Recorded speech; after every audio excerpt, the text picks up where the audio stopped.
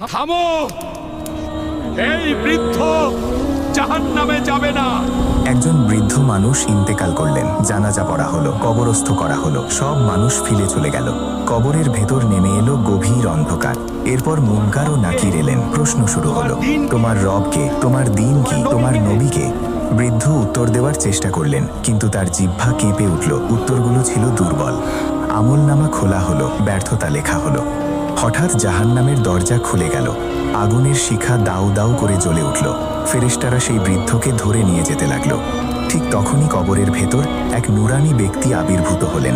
তিনি বজ্রকণ্ঠে বললেন, এই বৃদ্ধ জাহান্নামে যাবে না। ফেরেশতারা থেমে গেলেন এবং ফিরে চলে গেলেন। ভয়ে কাঁপতে কাঁপতে বৃদ্ধ বললেন, আপনি কে? নুরানি ব্যক্তি মুচকি হেসে বললেন, তুমি আমাকে জিহ্বা দিয়ে নয়, হৃদয় দিয়ে গ্রহণ করেছিলে। আমি সেই যে কবরের অন্ধকারে আলো হয়ে যায়।